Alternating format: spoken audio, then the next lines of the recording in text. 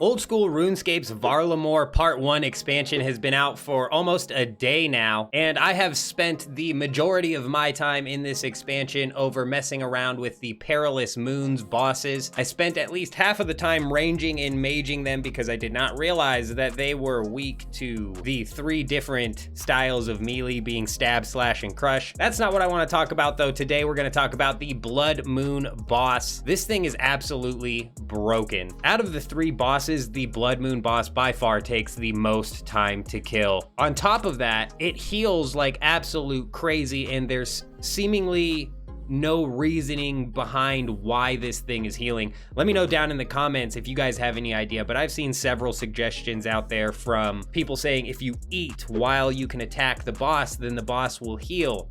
Or if you're not all standing in the circle when the boss is able to be attacked, then the boss will heal. And I've heard both of those things refuted, as well as some people talking about some possible bugs. If you jump into the highlighted circle too soon, then you're not getting protected from the thing or whatever. This Blood Moon boss is probably broken. Like in my opinion, this thing really genuinely seems to be broken in the way that its mechanics are working. Because you'll see in this background footage, sometimes this thing will heal from 40 health all the way up to 250 health, getting 75 health at one time, and I'm not eating, and I can't tell if it's healing because the players in the room are eating. Maybe this is something that's easier to go about solo, but because every world is filled up with a few people doing it and doing it wrong, this thing is just healing like crazy.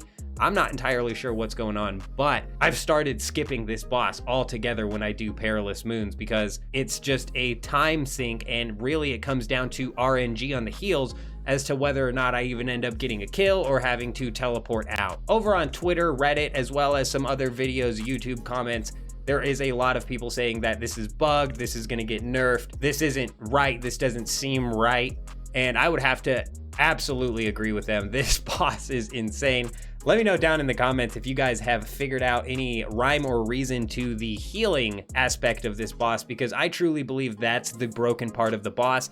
If it didn't heal as much, the rest of the mechanics you could deal with and power through, but it getting 200 health in a matter of seconds, seemingly entirely out of your control, seems a bit insane. I mean, if you're rocking some higher tier gear like the Osmanton Fang or the Blade of Salador or the Scythe, you're probably gonna be fine in this boss, even tanking through the massive amount of heals that can come through. But if you're rocking some mid-tier gear like I am, because my attack level is just not up to par right now, then this boss is an absolute nightmare. If I happen to figure out a consistent way to take this boss out with some of this lower tier gear, I will be sure to drop a guide on the channel. Keep an eye out for that. If you made it this far in the video, comment "made it" down below so I can give you an extra shout out, but that is all the information that I wanted to go over in this video. I hope you guys all have an amazing day.